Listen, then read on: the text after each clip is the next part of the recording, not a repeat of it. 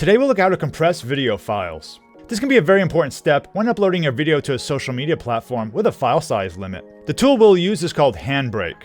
I'm here on the website, it's handbrake.fr. I'll leave a link in the description below. It's a free and open source tool with a great reputation. And best of all, it's available on all major platforms, Windows, Mac, and Linux. I'm on Windows, so let's install it for that. Here I'll click Download Handbrake 1.92 Installer.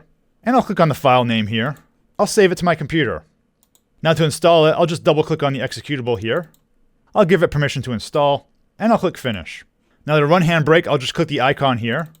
And you can see on Windows I get this message about installing the .NET runtime. So I'll press the button that says Download it now. And what I found is that you have to install the version 8 runtime of .NET, even if you have a later version. So I'm going to download this installer. I can see this from Microsoft.com. I'll press Save. And let's install the .NET 8. I'll press Install. And when it's all done, I'll press Close.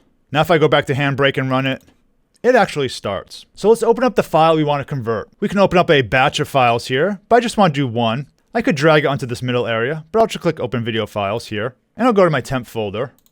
Now I have this movie file here that I want to compress, and it's actually 1.39 gigabytes. So let's see how small we can get this. I'll press Open. And now we have the different settings we can use to compress it. Now the good news is we can pretty much just use the default settings. The main preset here is fast 1080p 30, but you can choose other ones if you want. But I'm just going to leave it like that.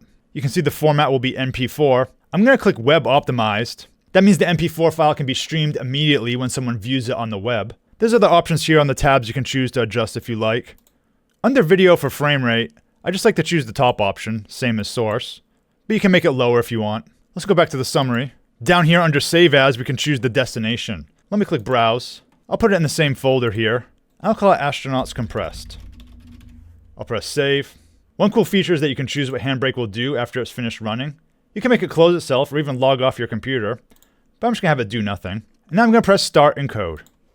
So it's going to start compressing our file. You can see the elapsed time down here. And now we have our compressed file output here. And you can see it's only 25.9 megabytes. And when we run it, the quality looks great. This would be perfect for posting online. So check out this tool at handbrake.fr. Thanks for watching, and see you in the next video.